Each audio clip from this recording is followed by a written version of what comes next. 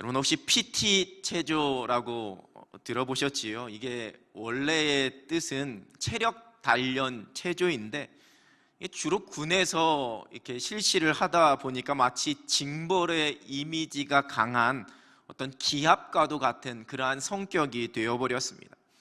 이러한 PT 체조를 할 때에 자주 요구하는 원칙 중에 하나가 구호는 크게 마지막 구호는 붙이지 않는다입니다.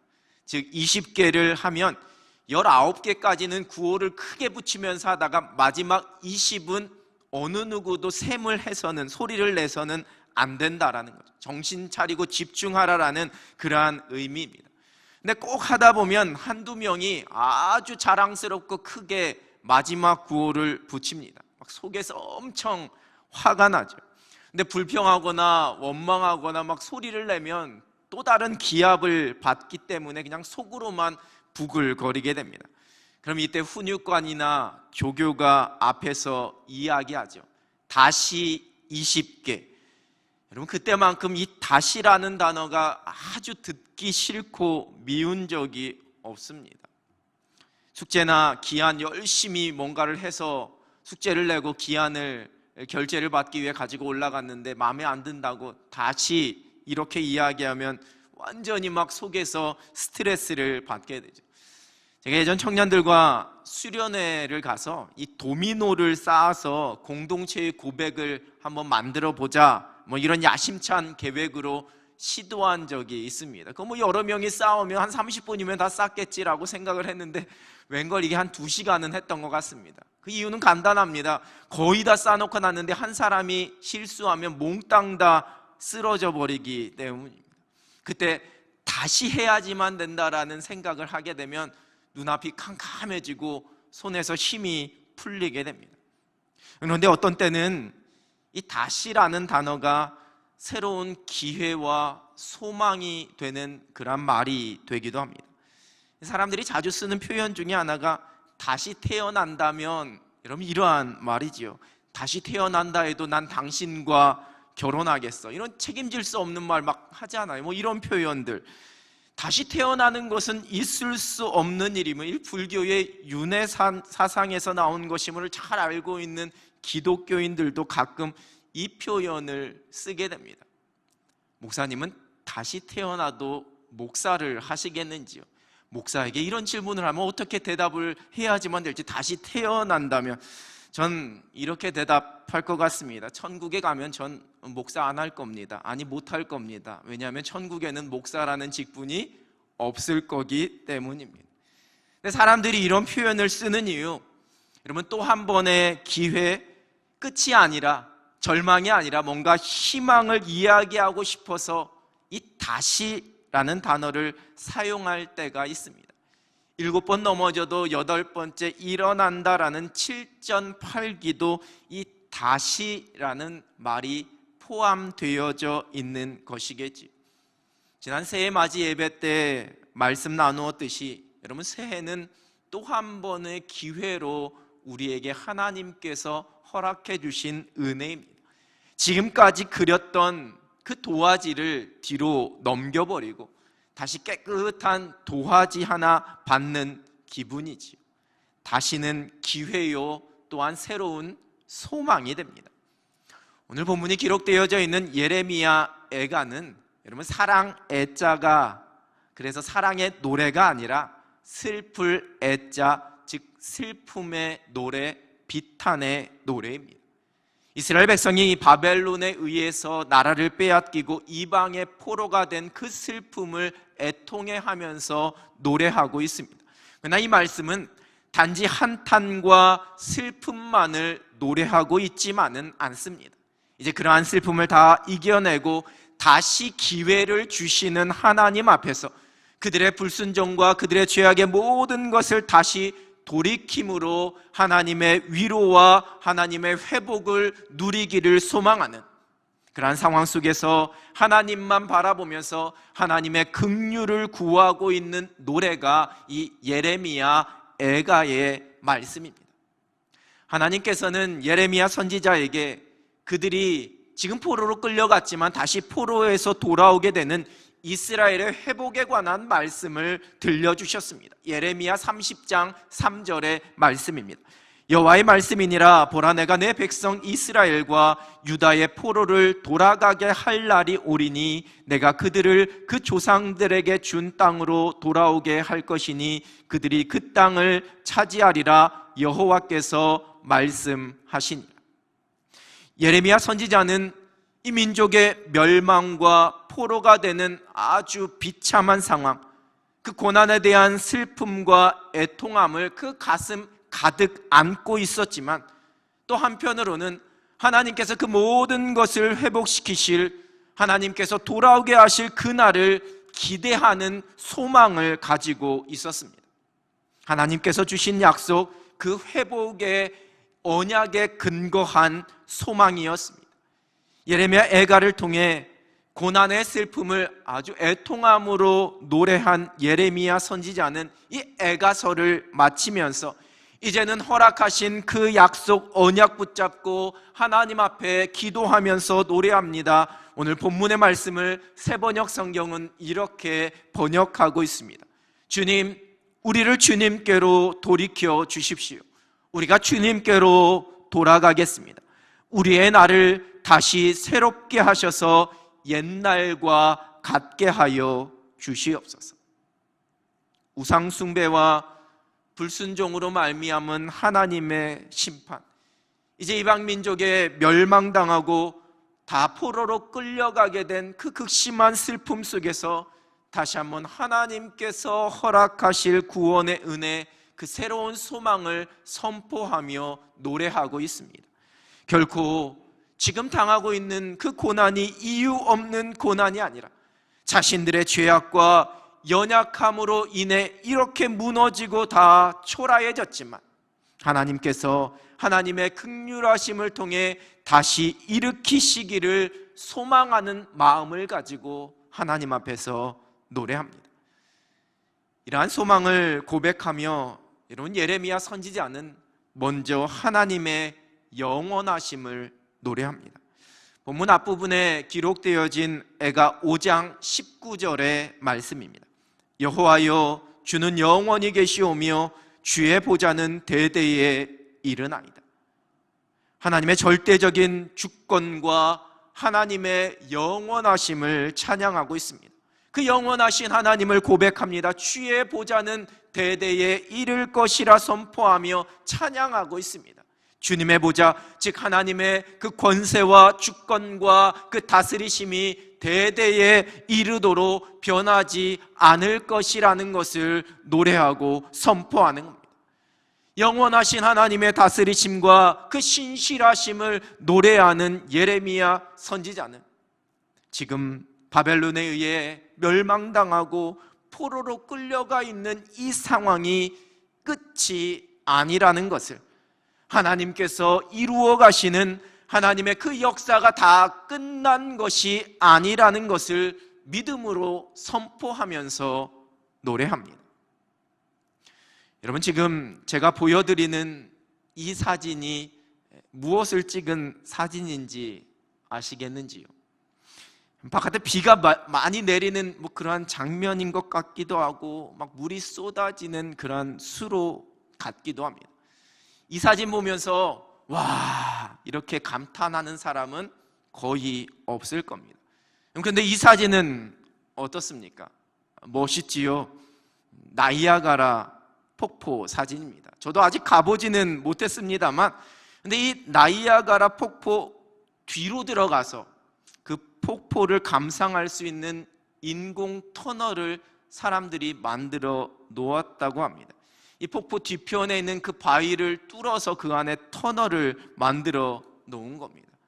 제가 처음 보여드린 사진이 그 터널 안에 들어가서 폭포물 뒤편에서 물을 찍은 사진입니다. 첫 번째 사진만 보면 저게 나이아가라 폭포인지 멋지고 웅장한 장면인지 매력적인 장소인지 도무지 알 수 없습니다. 그 눈에 보이는 것은 그저 떨어지는 물밖에 없기 때문입니다. 그 속에 들어가 있으면 그렇습니다. 눈앞이 보이지 않는 떨어지는 물뿐입니다. 그런데 물러나면, 조금 떨어져서 보게 되면, 멀리서 보면 장관이 보이게 되는 겁니다. 우리는 순간의 상황, 지금 내가 겪고 있는 현실, 내 눈앞에 펼쳐져 있는 그 문제와 상태에 우리의 마음을, 우리의 관심을 온통 다 빼앗겨 버립니다. 인생에서 만나는 고난과 어려움과 절망적인 상황과 예상치 못했던 그 상황 속에서 온통 그 문제와 그 어려움, 겪고 있는 그 고난 앞에 마음을 다 빼앗겨 버립니다. 그리고 허우적거립니다. 지금 우리가 겪고 있는 이 모든 상황이 어쩌면 저와 여러분에게 이러한 무거움을 가져다 줄 수 있습니다. 그러나 우리가 광대하신 하나님, 영원하신 하나님, 신실하신 하나님, 역사의 주관자 되신 하나님, 다스리시는 하나님을 신뢰하게 될 때 여러분, 우리의 눈이, 우리의 믿음의 고백이 달라질 수 있습니다.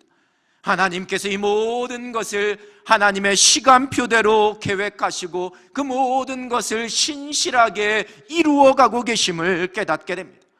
그러면 지금 내 눈앞에 펼쳐진 그 삶의 문제 앞에서 우리가 일희일비하지 않습니다. 마침내 이 모든 것을 통해 이루실, 회복하실 그 하나님을 믿음의 눈을 들어서 바라보게 될 때 우리가 그 속에서 새로운 소망을 고백하고 새로운 소망을 노래할 수 있는 것입니다. 여러분, 영원하신 하나님, 모든 시간과 공간과 상황을 다스리시는 그 하나님이 지금 이 순간, 이 현실, 이 문제 속을 걸어가고 있는 저와 여러분의 모든 것을 다 알고 계십니다. 알고 계실 뿐만 아니라 그 영원하신 하나님의 계획 가운데 그 모든 것을 간섭하시고 다스리고 계십니다. 여러분, 이 모든 것이 때로는 길고 긴 인내하기 힘든 고난과 어려움처럼 우리 가운데 느껴진다 할지라도, 그 끝을 모르는 막막하고 답답한 그런 터널 같다 할지라도 영원하신 하나님, 전능하신 하나님 앞에서는 아무것도 아닙니다. 모든 것을 다스리시는 그 하나님의 주권이 여전히 우리의 삶의 모든 것 위에서, 온 세상의 모든 일들 뒤에서 하나님의 크신 손으로 역사하고 계시는 줄로 믿습니다. 우리가 고난과 어려움 속에서도, 현실이 불안하고 염려가 많은 내일을 살아가야 하는 이 상황 속에서도, 이런 모든 것이 무너지고 실패해서 다시 소생될 그 희망이 보이지 않는 것 같은 이 상황 속에서도 우리가 회복에 대한 소망을 노래할 수 있는 그 이유는 하나님은 영원하신 하나님이시기 때문입니다.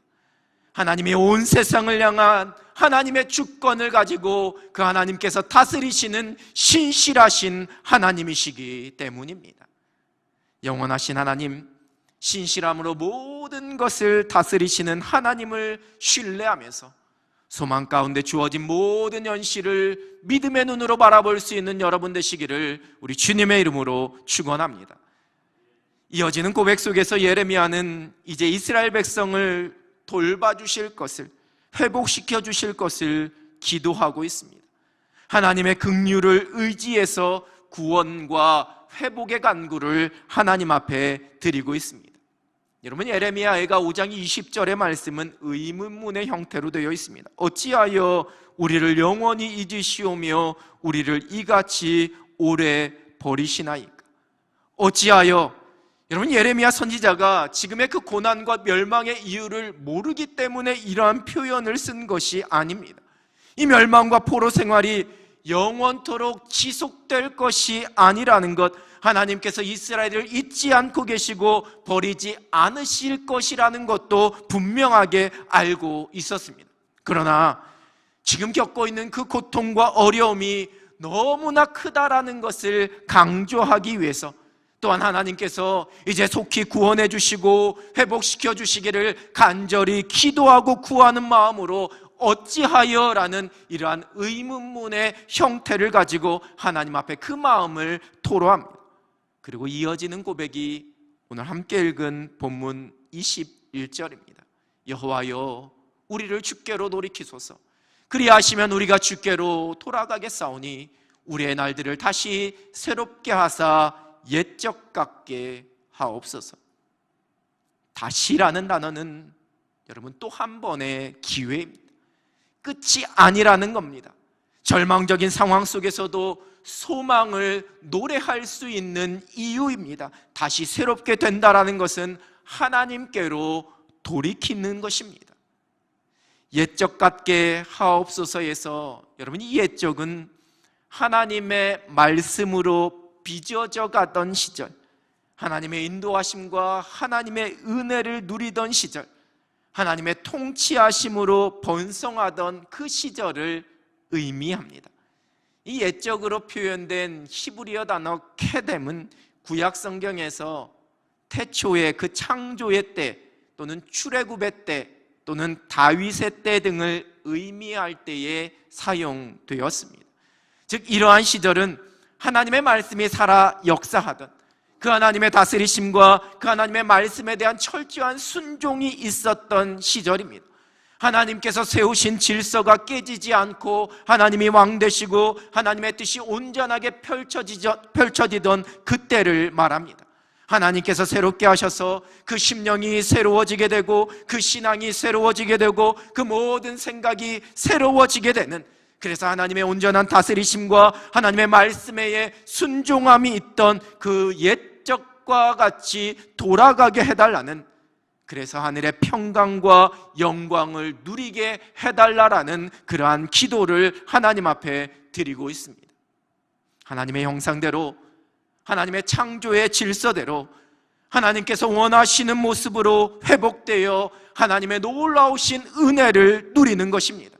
하나님께서 멸망받아 포로가 된 이스라엘 백성들을 회복시키시고 그들을 다시 하나님의 백성답게 세워주시겠다라고 말씀하십니다. 예레미야 선지자는 이 약속의 말씀을 붙잡고 하나님 앞에서 간절한 마음으로 옛적같이 새롭게 되기를 그렇게 기도하고 있습니다. 다시 새롭게 하옵소서. 다시 하나님께로 돌아가는 겁니다. 하나님의 은혜가 있는 자리, 하나님께서 처음 불러주셨던 그 구원의 감격과 첫사랑의 감격의 자리, 하나님께서 처음 창조하셨을 때 하나님의 형상대로 하나님의 말씀에 절대적으로 순종하는 그 자리로 다시 돌아가는 겁니다. 고린도후서 5장 17절입니다. 그런즉 누구든지 그리스도 안에 있으면 새로운 피조물이라, 이전 것은 지나갔으니 보라 새 것이 되었도다. 여러분, 우리가 그리스도 안에 있으면 새로운 피조물이 된다, 새롭게 된다 말씀하십니다. 죄로 인해 다 어그러지고 깨어진 우리가 그리스도 안에서 새롭게 되어서 하나님의 형상대로 회복될 수 있음을, 하나님의 창조의 질서대로 회복될 수 있음을, 하나님의 자녀답게 하늘의 평강을 누리는 존재로 회복될 수 있음을 말씀해 주고 계십니다. 이러한 새로워짐은 오직 하나님께서 우리에게 은혜를 주시고 긍휼을 베푸셔야 가능합니다. 본문 21절 상반절입니다. 여호와여 우리를 주께로 돌이키소서, 그리하시면 우리가 주께로 돌아가겠사오니. 우리를 주님께로 돌이켜달라 기도합니다. 우리 가운데 깨달음의 영을 부어주시고 우리 가운데 회개의 영을 부어주셔서 주님께로 돌이킬 수 있는 결단을 할 수 있도록 은혜를 부어달라라는 간구입니다. 새롭게 되는 것은 하나님의 은혜가 없이는 불가능합니다. 여러분, 우리가 처음 예수 그리스도를 고백하고 구원의 은혜를 누리는 것도 오직 성령의 은혜, 내 속에 성령께서 역사하실 때에 가능합니다. 또한 은혜의 자리에서 우리가 멀어지게 되어지고 영적인 교만함과 나태함 가운데 있었던 그 모습에서 다시 돌이키기 위해서도 하나님의 은혜가 필요합니다. 내 속에 복음의 감격, 첫사랑의 감격과 그 열정이 되살아나기 위해서, 내가 다시 한번 뜨거운 신앙을 회복하기 위해서는 단순히 내 의지와 생각으로 이루어질 수 없습니다. 먼저는 우리를 새로워지도록 그 부어주시는 하늘의 은혜가 필요합니다. 우리가 새로워지기를 소망하면서 갈망하면서 그 하나님의 은혜를 구해야 합니다. 여러분, 지난 한 해 우리 참 많은 변화를 경험했습니다. 일상의 소중함을 깨닫고 우리가 당연한 것으로 여겨졌던 것들의 그 가치를 새롭게 발견할 수 있었던 시간들이었습니다. 그리고 그 답답함의 터널은 새로운 한 해가 시작된 지금도 여전히 계속되고 있습니다. 언제 끝날지 모르는 지루한 터널이지만 그래도 우리가 소망을 노래할 수 있습니다. 한 발자국 물러나서 지금도 일하고 계시는 살아계신 하나님을 신뢰하면서 그 하나님의 뜻을 분별합니다. 그리고 이 모든 어려움 속에서 우리 자신에게, 우리의 가정에, 우리의 교회와 이 나라와 온 세계 가운데 깨닫게 하시고 이루실 하나님의 일을 기대하면서 소망 가운데 지금을 걸어갑니다. 다시 새롭게 하옵소서. 이 모든 상황 속에서 우리를 다시 새롭게 하실 하나님을 기대합니다. 먼저는 하나님께서 포로된 이스라엘 백성들을 다시 예루살렘으로 오게 하셔서 그들의 삶을 회복시키셨던 것처럼 저와 여러분의 무너진 일상과 온 세상을 오직 부어주시는 하나님의 은혜로 온전히 새롭게 하시고 회복시켜 주실 줄로 믿습니다. 다시 새롭게 하옵소서. 여러분, 더 중요한 새로워짐은 신앙의 새로워짐, 영적 새로워짐입니다. 이스라엘을 새롭게 하시려는 하나님의 궁극적인 목적은 단순히 그들의 나라와 도시의 물리적인 회복이 아니었습니다. 그들의 신앙의 새로워짐이었습니다. 여러분, 이러한 영적인 새로워짐은 곧 그리스도인다움, 하나님의 사람다움을 회복하시는 겁니다. 다시 온전한 믿음의 사람답게 하나님 앞에 서는 것입니다. 우리가 다시 신앙의 기본으로 돌아가는 겁니다. 복음의 감격을, 뜨거운 은혜와 하나님을 깊이 만나는 그 예배의 자리를, 하나님의 말씀과 기도의 풍성함을, 서로 돌아보고 격려하는 성도의 사랑의 교제를, 그리고 무엇보다도 하나님의 살아계심과 그리스도의 십자가의 사랑과 구원을 선포하는 거룩한 사명을 다시 붙잡는 것입니다. 이러한 신앙의 감격과 그 사모함이 우리 속에 되살아나서 우리가 다시 하나님의 형상대로 회복되고 하나님께로 더 가까이 나아가는 것, 그것이 곧 다시 새롭게 되는 은혜입니다. 하나님께서 우리를 새롭게 하셔야 여러분은 우리의 영혼이 살아날 수 있습니다. 하나님께서 우리의 가정을 새롭게 해주셔야 우리의 가정이 믿음 안에 하늘의 복을 누리며 행복해질 수 있습니다. 하나님께서 우리의 자녀들을 새롭게 해주셔야 힘들고 신앙의 도전이 많은 이 세상 속에서 믿음의 거목으로 하늘의 비전을 이루며 살아갈 수 있습니다. 하나님께서 우리 교회를 새롭게 해주셔야 이 마지막 세대 가운데 영적인 부흥을 이루며 사명을 감당하는 건강한 교회로 세워질 수 있습니다. 하나님께서 우리나라를 새롭게 해주셔야 이 땅 위에 평강과 공의의 질서가 세워질 수 있습니다. 그러나 또 우리가 기억해야 할 것은 우리를 새롭게 해주시는 하나님의 은혜 앞에 여러분, 우리의 구체적인 신앙의 결단과 순종이 반드시 필요하다라는 겁니다. 돌이키도록, 새롭게 되도록 은혜를 주시는 분은 하나님이시지만 돌이키는 것은, 새로워지는 것은 나의 구체적인 신앙의 결단과 순종이 필요합니다. 여러분, 내가 변하지 않으면, 내가 신앙의 나태함과 그 게으름을 떨쳐버리지 않으면, 타협하려 하고 합리화하려 하는 나의 계산을 내려놓고 오직 말씀 앞에 내가 순종하는 그러한 모습이 없다면 여러분, 우리는 새로워질 수 없습니다. 하나님 앞에서 구체적인 신앙의 결단과 행함이 있어야 합니다. 그래야 새로워질 수 있습니다. 다시 새롭게 하옵소서. 하나님께서 올 한 해 하나님의 은혜로 우리의 일상의 삶의 모든 것을 회복하셔서 하늘의 평강을 누리게 해 주실 것입니다. 하나님의 일하심을, 새롭게 하심을 우리가 기대합니다. 하나님께서 영적으로 새로워지기를 결단하고 순종하는 저와 여러분의 신앙을, 우리의 교회를 새롭게 하셔서 영적인 부흥의 충만함을 누리게 하실 것입니다. 그 하나님의 놀라운 은혜를 우리가 기대합니다. 다시 새롭게 하실 하나님을 기대하면서 올 한 해 평강 가운데 힘있게 달려가며 하늘의 승리를 누릴 수 있는 여러분 되시기를 우리 주님의 이름으로 축원합니다. 기도하겠습니다. 살아계신 하나님 아버지, 새해를 우리 가운데 허락하여 주시고 다시 한번 우리 가운데 기회와 소망을 부어주시니 하나님 감사합니다. 우리가 다시 새롭게 되기를 소원하오니 주께서 하늘의 은혜를 우리 가운데 부어주셔서 우리의 심령이, 우리의 가정이, 우리의 교회가, 이 나라가, 온 세계가 새로워지는 은혜를 누리게 하여 주시옵소서.